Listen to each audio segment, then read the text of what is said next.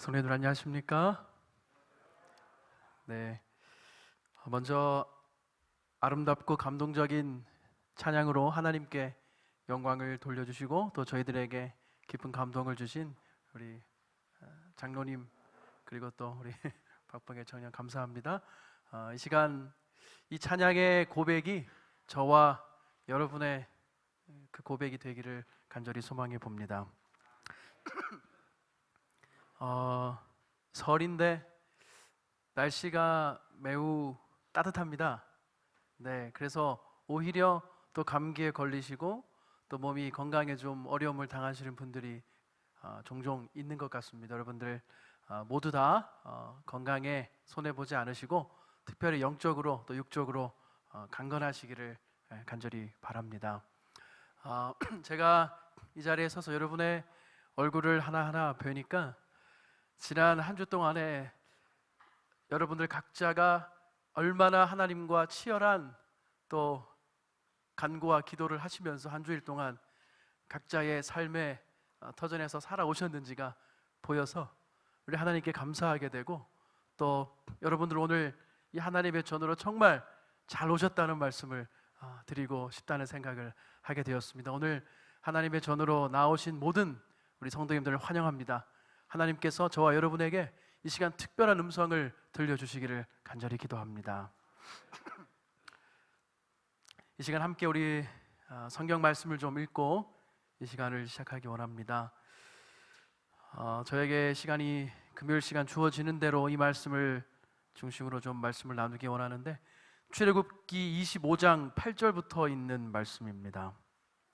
출애굽기 25장 8절부터 22절까지 있는 말씀인데요. 우리가 함께 좀 읽어보면 읽을 때에 우리 마음 가운데 큰 은혜가 있으리라고 생각을 합니다.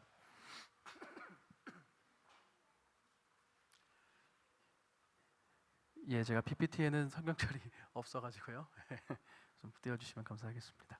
예, 찾으셨으면 함께 읽겠습니다. 출애굽기 25장 8절부터 시작.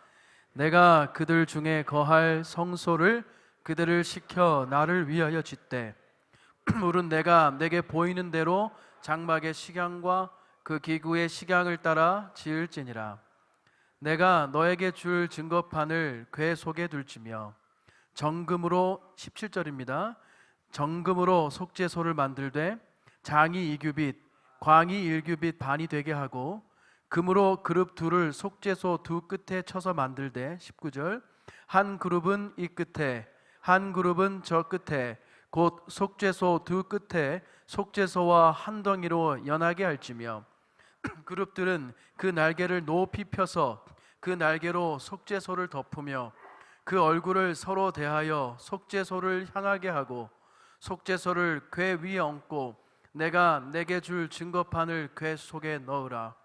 거기서 내가 너와 만나고 속죄소 위 곧 증거궤 위에 있는 두 그룹 사이에서 내가 이스라엘 자손을 위하여 내게 명할 모든 일을 내게 이르리라. 아멘. 아멘. 이 시간 저는 재림을 향해 가는 여정 그 두 번째 시간으로 여러분들과 함께 하기를 원하는데요. 이 명절을 맞아서 많은 분들이 또 고향을 찾아 이동하시는 줄로 알고 있습니다. 여러분들 또 가족분들 또 여러분들 이동하고 왕래하실 때에 안전한 여정이 되기를 기도하고요. 특별히 우리가 그러한 여정을 가는 이유가 무엇이죠? 왜 갑니까 고향에? 네? 네, 사랑하는 가족들을 만나기 위해서 갑니다. 우리 이 명절의 여정의 이유는 단연코 만남입니다. 여러분 우리가 재림을 향해 가는 우리의 신앙의 여정의 이유도 단연코 뭡니까? 만남입니다. 누구와의 만남이죠? 우리를 사랑하시는 또 우리가 사랑하는 예수님과의 만남이 우리 인생 여정의 이유입니다. 오늘 우리가 하늘 가는 여정의 한 부분으로 이 자리에 이렇게 함께 모여서 하늘에서 주님을 만나고 그리운 얼굴들을 모두 만나서 함께 예배드릴 그날을 기다리고 고대하면서 그날을 연습하는 그러한 마음으로 이 자리에 우리 모두가 나온 것이라고 믿습니다. 여러분들의 그 발걸음, 또 함께 드리는 우리의 예배가 주님 오시는 그날 하늘에서 마침내 드리게 될 그 예배와 같은 그러한 감동이 있고 그러한 소망이 넘치는 그러한 이 시간이 되기를 간절히 소망합니다. 여기 22절에는 이렇게 말씀하셨습니다. 거기서 내가 너와 만나고. 하나님께서 성소에 대한 자세한 지시사항을 말씀하신 이후에 특별히 이 본문에는 법궤와 지성소에 대한 내용을, 시은소에 대한 내용을 자세하게 말씀하신 이후에 그 다음 22절에 이 하신 말씀이 저는 참 좋습니다. 거기서 내가 뭐 하겠다는 겁니까? 너를 만나겠다는 것입니다. 하나님께서 오늘 우리를 이 성전에서 만나시겠다는 겁니다. 그것이 오늘 하나님이 우리를 모이게 하신 이유고 이곳에 퇴계원 교회가 있도록 세우신 이유인 것입니다. 오늘 우리 하나님을 만날 수 있게 되기를 간절히 소망합니다. 이스라엘 백성들이요, 종려나무 가지를 흔들면서 예수님을 환영했던 날이 있었습니다. 예수님과 그의 제자들의 그 초라한, 어찌 보면 나귀를 타고 오는 우스꽝스러운 행렬을 보면서 종려나무 가지를 흔들면서 성경 원문에 보면 지축이 흔들릴 정도의 열광하는 모습으로 예수님을 찬양했던, 호산나 다윗의 자손이여 하며 찬양했던 그날이 있었습니다. 그런데 불행히도 닷새 뒤인, 그로부터 닷새 뒤에 그 똑같은 군중은 같은 대상인 예수님을 향해서 그를 십자가에 못 박으라고 소리치는 참으로 아이러니한 그런 상황이 벌어진 것을 우리가 다 알고 있습니다. 왜 그렇게 말도 안 되는 일이 일어났을까요? 불과 닷새 전에는 호산나 다윗의 자손이 하면서 뛰쳐나와서 자신들의 옷을 벗으면서 종려나무 가지를 흔들며 열광했던 그들이 왜 불과 닷새 뒤에는 험악한 얼굴을 하고 그를 십자가에 못 박으라고 소리치는 폭도들이 되었을까? 이스라엘 민족들은, 그 사람들은 예수 그리스도의 실상을 보지 못했기 때문입니다. 그들은 자신의 욕망이 만들어낸 예수 그리스도의 허상을 쫓았기 때문입니다. 이스라엘 백성들이 하나님을 모르는 사람이었습니까? 메시아에 대한 예언이 그들에게 없었습니까? 하나님을 사랑하지 않는 민족이었습니까? 하나님을 신뢰하지 않았나요? 그렇지 않습니다. 이스라엘 민족은 하나님의 백성이었고 예수님을 기다리던 백성이었습니다. 그런데 정작 메시아이신 예수님의 실상을 맞닥뜨렸을 때 그들은 부인했습니다. 이것은 그들이 바라는 예수 그리스도의 실상이 아니라고 부인하며 결국 예수 그리스도의 실상을 십자가에 못 박는 그런 일을 자행하게 되는 것입니다. 자신들의 욕망이 만들어낸 예수님의 허상에 열광한 것이지요. 1844년에 기독교회사에 중요한 인물이 등장을 합니다. 윌리엄 밀러. 침례교회 신자였던 이 윌리엄 밀러가 다니엘서의 기별을 연구하다가 2300주에 관한 예언을 깨닫고 예수님이 오시겠다는 날짜를 정하게 됩니다. 그리고 그 기별에 감동해서 그와 함께 재림을 기다리던 초교파적인 이 수많은 무리는 열렬히 예수님을 기다렸습니다. 그들이 얼마나 열렬히 예수님을 기다렸는지 아십니까? 예수님이 오신다고 하니까 뒤도 돌아보지 않고 집도 팔았습니다. 전세금도 빼고 차도 팔고 다니던 학교도 그만두고 직장도 그만두고 모든 것을 내려놓고 정말 예수님을 바라봤습니다. 예수님의 재림을 기다렸고 예수님의 재림에 열광했습니다. 그런데 1844년 10월 22일 약속했던 그날 예수님이 오셨나요? 예수님이 동편 하늘에 구름을 타고 나타나셨습니까? 아니요, 그렇지 않았습니다. 우리가 잘 아는 대로 그 사건을 일컬어 우리는 기독교사의 대실망 사건이라고 부릅니다. 그토록 예수님을 열광하였던 그 수많은 무리들이 그날 이후로 즉시 대부분의 무리가 예수님을 버렸습니다. 다른 교회로 옮기거나 다시 신앙생활로 돌아간 것이 아니라 그들 중 대다수가 예수님을 아예 버렸다는 것입니다. 아예 신앙을 저버렸다는 것입니다.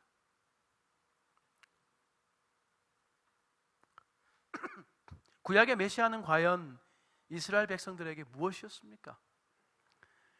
또 윌리엄 밀러와 그 뜨거웠던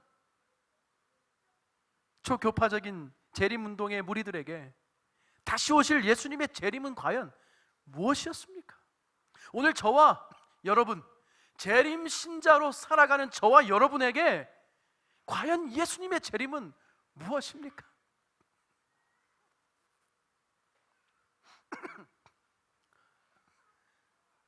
우리 대부분은 이 재림의 기별을 붙들고 오늘 여기까지 왔다고 생각을 합니다. 어떤 분들은 정말 많은 헌신을 하셨을 것이고 그 헌신은 영적으로, 육적으로, 재정적으로, 시간적으로, 재능으로 온갖 방법을 들여 다시 오실 예수님을 위하여 많은 헌신을 하셨다는 생각을 해보게 됩니다. 저도 그렇고 여러분도 그렇고 예수님, 다시 오실 예수님을 기다리며 헌신하며 열심히 그렇게 살아가고 있지요.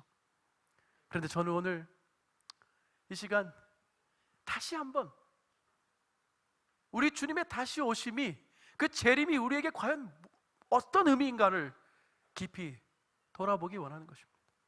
그것이 과연 예수 그리스도의 실상을 우리가 대면하고 있는 것인지, 아니면 어쩌면 우리도 허상을 쫓고 있는 것인지, 이 성소를 가는 여정을 시작하면서 반드시 이 부분을 깊이 고민해 보고자 하는 것입니다. 저는 성소를 연구하면서 하나님의 복음이 정말로 완전하다는 사실을 깨닫습니다. 여러분 아멘이십니까? 우리 하나님의 사랑은, 우리 하나님의 복음은 완전하십니다.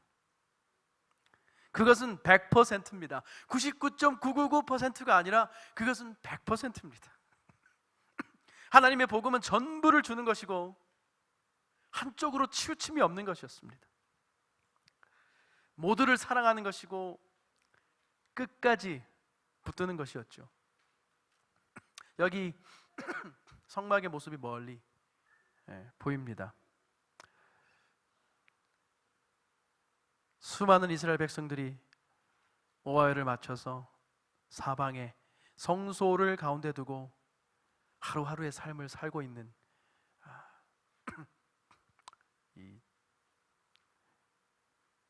이스라엘 백성들의 이 삶의 모습이 이렇게 그림으로 나오죠. 좀 더 성소를 가까이 가면 제물을 잡아서 제단 위에 불태우고 있고, 오른쪽에 도살장이 있고 물두멍이 보이고, 제사장들이 또 제물을 가져온 회개자들이 제사를 드리고 있는 모습이 이렇게 보입니다.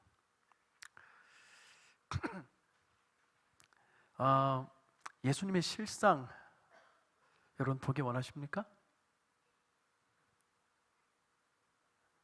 안 원하십니까?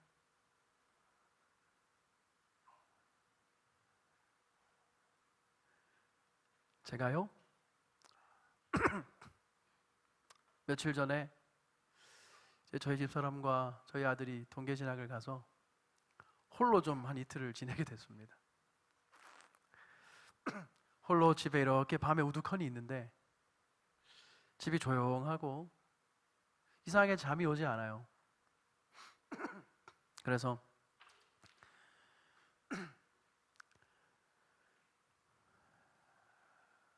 잠이 오지 않아요. 새벽 3시 반이 됐는데 잠이 안 와요. 4시 반이 돼도 잠이 안 와요. 5시 반까지 됐는데 잠이 안 와요. 밤새 어르신들에게 죄송합니다. 네. 지난 40년을 돌아봤습니다. 내가 기억할 수 있는 가장 어린 순간부터 바로 어제의 삶을 쭉 돌아보는데 많은 일들이 주마등처럼 스쳐 지나갔습니다. 40년을 재림신자로 살았는데 정말 내가 예수님을 기다리고 산 걸까?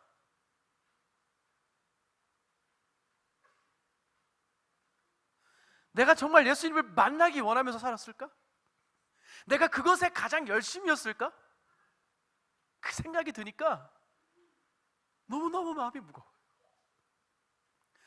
저거 열심히 하는 편입니다. 뭐든지 하나님 맡기신 거 열심히 했고, 훌륭한 목사가 되기 위해서, 훌륭한 아빠가 되기 위해서, 좋은 재림신자가 되기 위해서 매우 열심히 살았습니다. 그 모든 것을 폄하하고 싶지는 않습니다. 왜냐하면 그 순간순간도 다 하나님의 은혜였기 때문에. 그러나 저는 다시 한번 제 자신을 돌아볼 때에 과연 내가 다시 오실 예수님을 기다리는 일에 가장 열심이었는가? 그것이 정말 나의 전부였는가? 내가 예수님을 만나고 예수님을 닮고 하루하루의 삶 속에서 예수님과 가까워지는 것이 정말 나의 전부였는가를 돌아볼 때에, 그리고 내가 매 강단마다, 매 기도마다, 매 시간마다 그토록 가볍게 외쳤던 예수님이라고 하는 단어가 정말 그렇게 가벼운 것이었는가를 생각하게 될 때에 가슴 깊은 곳에서부터 눈물이 고이는 것을 느꼈습니다.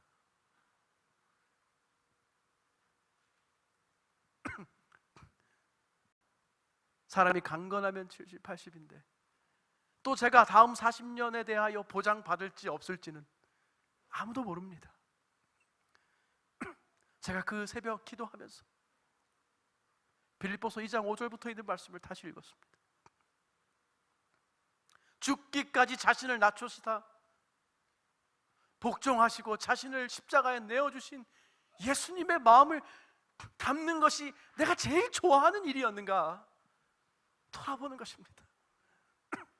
그 사람이 재림신자 아니겠습니까? 요즘 재림 성도들의 삶에 예수님의 다시 오심이 희미해진다는 이야기들을 많이 합니다. 신자들의 입에서 그런 말이 나오고, 신자들의 입에서 심지어는 그리스도인과 재림 성도 다른 의미라고 이야기하기까지 합니다. 너무나 안타까운 일입니다.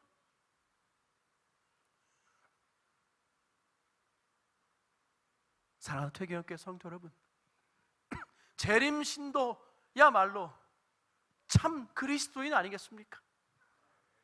참 그리스도인이야말로 재림 신자가 아니겠습니까? 여러분, 재림을 소망하며 사는 저와 여러분이 되기를 바랍니다. 재림의 허상이 아니라 정말 다시 오실 예수님을 만나기 원하는 그것을 최고로 여기는 마음으로 살아가는 것,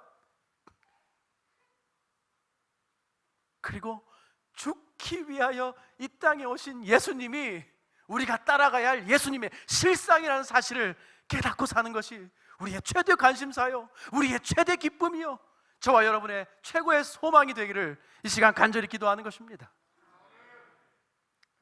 복음은 균형입니다. 여기 십자가의 뒷모습이 보입니다.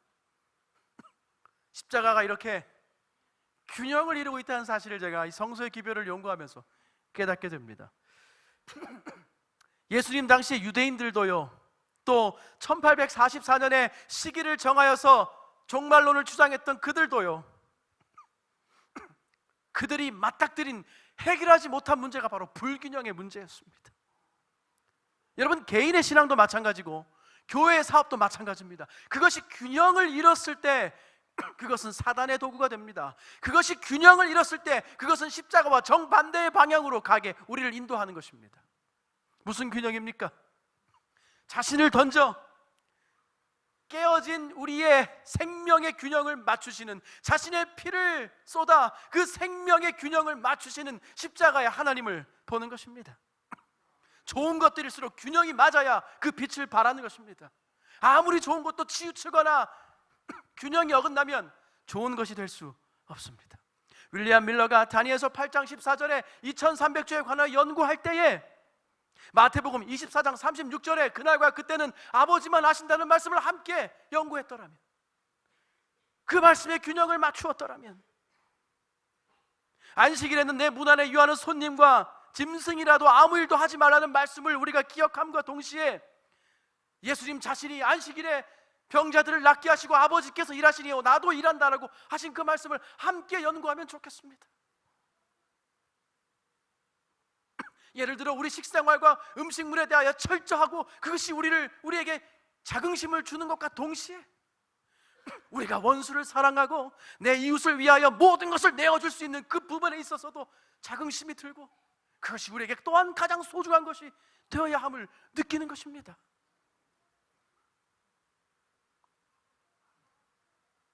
그것이 예수님의 실상을 경험하는 삶인 것입니다. 예수님의 실상을 경험하는 삶.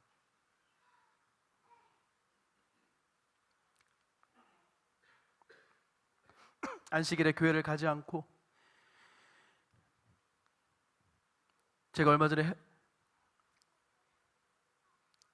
김밥을 먹었는데 마지막 김밥에 햄이 들어있었습니다. 먹고 나서 알았습니다. 아, 이를 어쩌지. 햄 맛이 진하게 입을 채웠습니다. 뱉었습니다.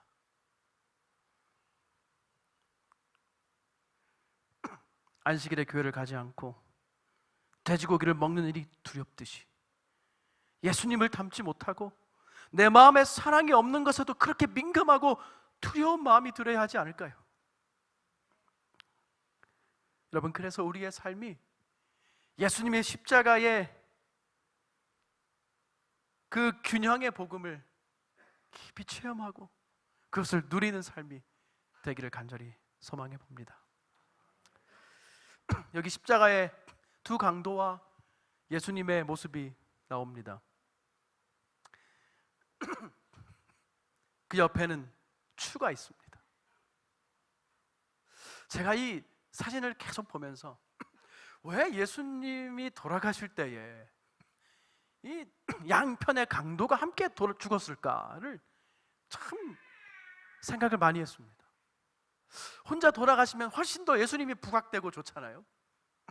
근데 양옆에 강도가 있어가지고 또 한편 강도는 예수님을 욕하고 저주하고 또 다른 한편 강도는 회개해서 천국에 갑니다. 천국을 선물로 받습니다.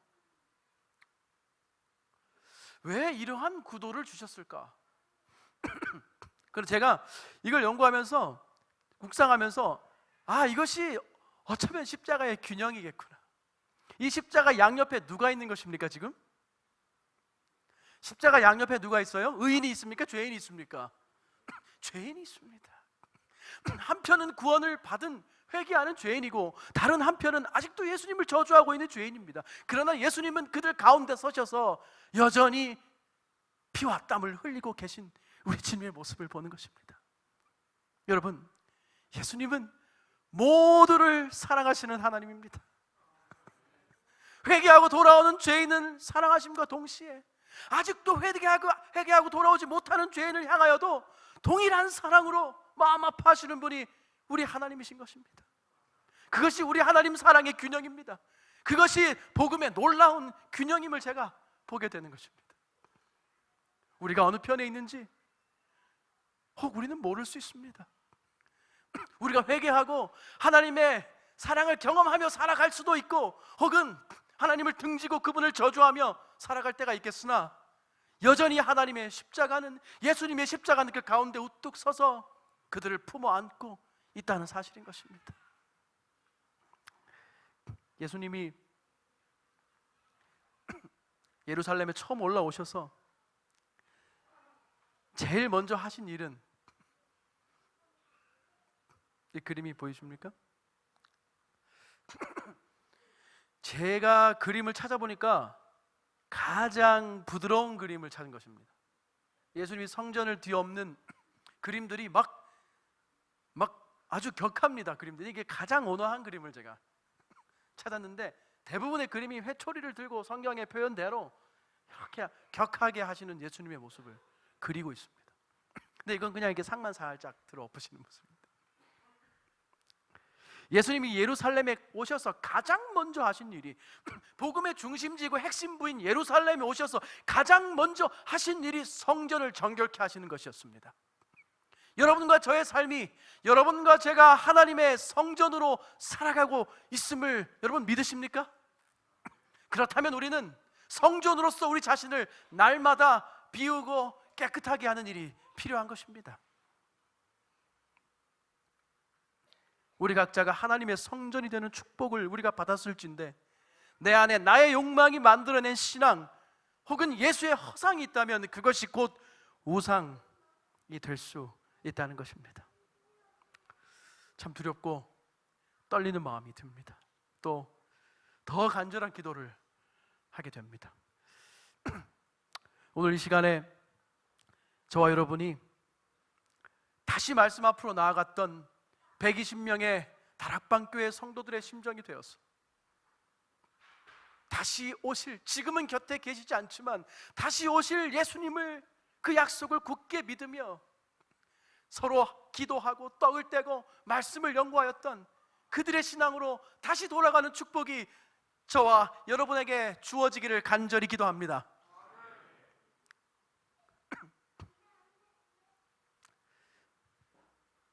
현대 개신교에서 큰 영향력을 지닌 유명한 저술가 필립 얀시가 그의 책 내가 알지 못했던 예수에서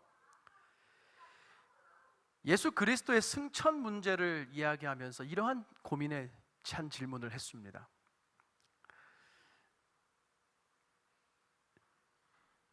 십자가를 위해서, 죄인들을 위해서 이 땅에 친히 오셔서 십자가에 못 박히시고 그 모든 고초를 당하신 예수 그리스도께서 왜 떠나셔야만 했는가?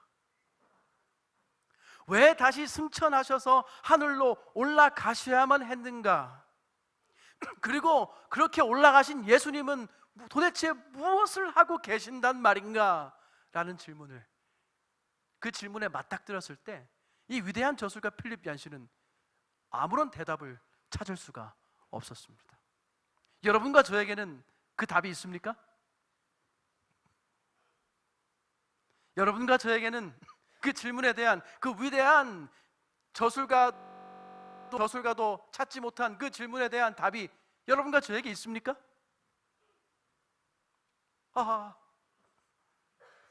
여러분과 저에게 있습니까? 더 자신 있게 말씀하셔야 됩니다. 여러분과 저에게 그 해답이 있습니까? 이 정도 하면으로 성이 안 찹니다. 여러분과 저에게 그 해답이 있습니까? 예수님이 왜 올라가셨습니까? 하늘로. 우리의 죄를 뭐 하시기 위하여? 중보하시기 위하여. 지금 예수님이 무엇을 하시고 계신가의 대답을 알고 있는 복된 그리스도인들이 바로 재림신자입니다.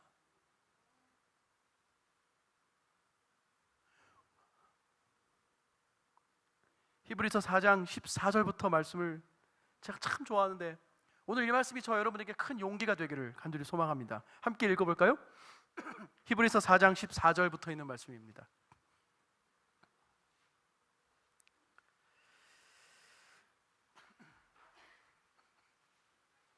히브리서 4장 14절로 16절 있는 말씀 함께 읽겠습니다. 시작. 그러므로 우리에게 큰 대제사장이 있으니 승천하신 자 곧 하나님 아들 예수시라. 우리가 믿는 도리를 굳게 잡을지어다. 우리에게 있는 대제사장은 우리 연약함을 하지 아니하는 자가 아니요 모든 일에 우리와 한결같이 시험을 받은 자로 돼 죄는 없으시니라. 그러므로 우리가 긍휼하심을 받고 때를 따라 돕는 은혜를 얻기 위하여 은혜의 보좌 앞에 담대히 나아갈 것이니라. 아멘. 아멘.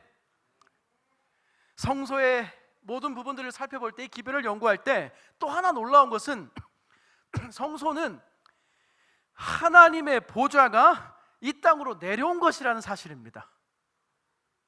아멘. 교회는요, 다시 말하면 성전은요, 하나님 하늘의 우주의 하나님의 보좌의 출장소라는 것입니다. 여기에 하나님이 계신다는 것입니다. 여러분과 저의 이 모임 가운데 하나님이 계신다는 것입니다. 다시요. 여러분과 저의 이 모임과 예배 속에 하나님께서 함께 하신다는 사실입니다. 지성소의 법궤를 덮는 이 시은 좌가 하나님의 은혜의 보좌를 나타낸다고 성경은 말하고 있습니다. 제가 이 은혜의 보좌를 연구하면서 요한복음 1장에 있는 말씀을 찾게 되었습니다. 요한복음 1장 15절과 16절에 우리의 마음을 깊이 감동하는 이 말씀이 여기 있습니다. 요한복음 1장 15절과 16절을 우리 남자분들이 한번 크게 읽어주시면 힘이 되리라 생각합니다. 시작. 요한이 그에 대하여 증거하여 외쳐 가로되 내가 전에 말하기를 내 뒤에 오시는 이가 나보다 앞선 것은 나보다 먼저 계심이니라 한 것이 이 사람을 가리킴이라 하니라. 우리가 다 그의 충만한 데서 받으니 은혜 위에 은혜로라. 아멘. 사랑하는 성도 여러분, 여기 이 사람을 가리킴이라 할 때 이 사람은 예수님입니다. 예수님의 그 충만한 은혜가 오늘 우리 삶에 임할 것을 이 성경은 말하고 있습니다. 하루하루에 우리에게 주어진 삶이, 오늘 여러분 예수님을 조금 가까이 하지 못한 삶을 혹시 사셨습니까? 혹시 예수님과 한 발짝 더 멀어지는 아픈 일이 있었습니까? 혹은 재림을 기다리는 재림의 소망이 조금 멀게 느껴지는 하루를 보내셨습니까? 낙심하지 마시기 바랍니다. 제가 오늘 아침 눈을 떠서 따스한 햇살이 창가로 내리쬐는 것을 보면서 얼마나 마음속에 큰 감사가 있었는지 모릅니다. 하나님이 또 나에게 하루를 주셨구나. 하나님이 또 나에게 새로운 햇살을 주셨구나. 하나님이 나에게 또 새로운 호흡을 주셔서 은혜 위에 은혜를 경험하고 살아가게 허락해 주셨구나. 다시 한번 내가 하나님께 한 발 더 나아가고 다시 한번 내가 주님 앞에 무릎 꿇을 수 있는 시간을 나에게 또 주셨구나. 나를 끝까지 사랑하셔서 구원하기 위하여 나에게 생명을 주셨구나. 하나님 감사합니다. 오늘 하루의 모든 걸음걸음마다, 모든 마음마다, 모든 나의 의지마다 주님 주장하여 주시옵소서 기도하는 것입니다.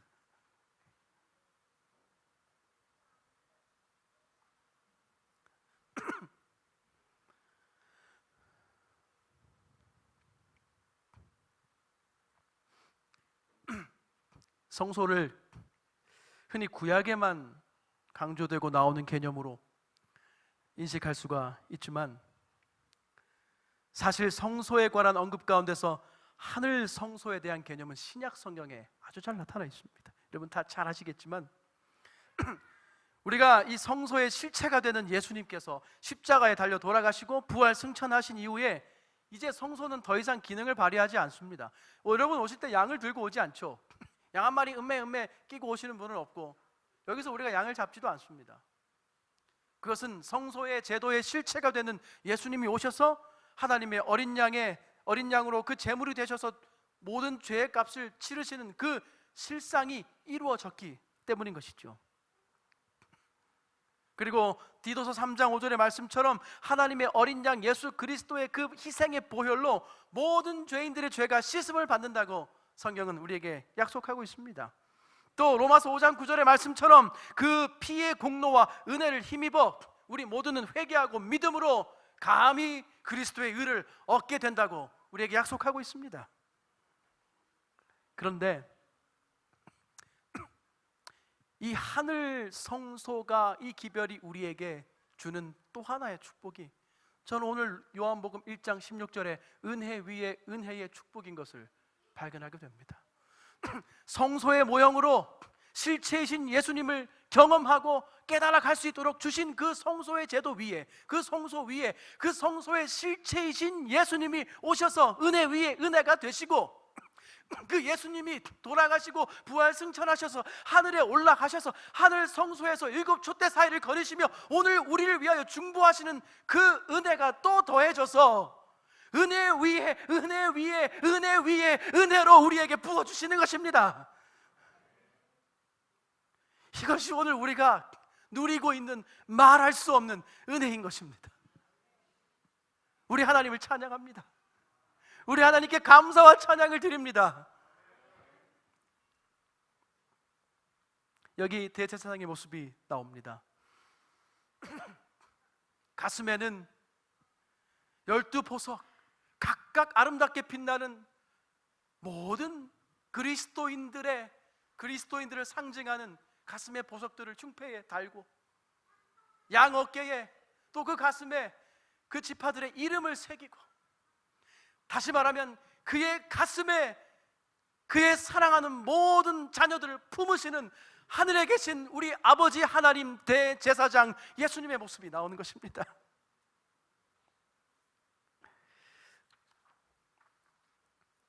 하늘 성소에 대한 이 귀한 설명과 이해는 우리에게 매우 큰 의미를 던져줍니다.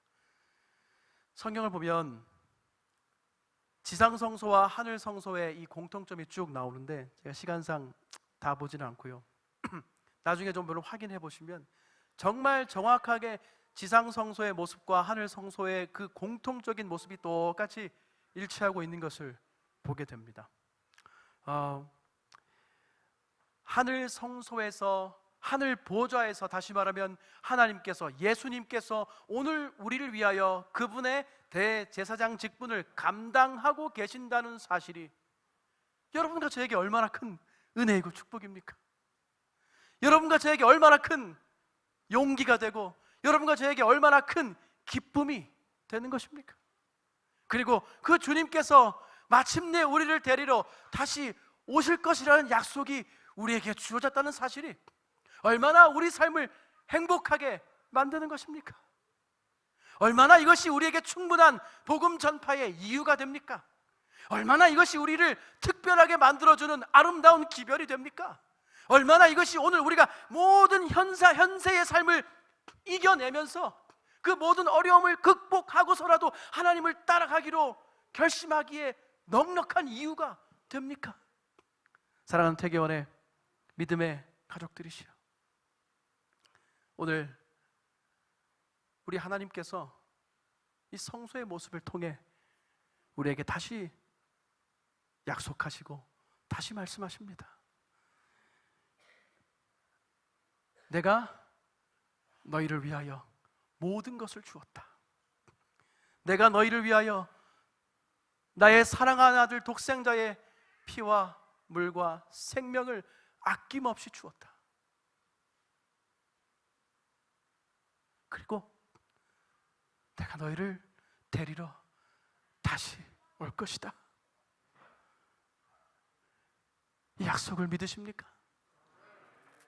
오늘 예수 그리스도의 실상을 경험하고 은혜 위에 은혜를 누리면서 날마다 죽기까지 자신을 낮추신 그리스도의 모본을 따라 기쁘고 감격스러운 삶을 살아가시다가 우리 인생의 마지막 순간, 또 실제로 주님이 오시는 그 재림의 날에 우리 다 함께 감사와 찬양의 노래를 부르며 우리 예수님을 만나게 되기를 간절히 소망하면서 이 시간 말씀을 줄이겠습니다.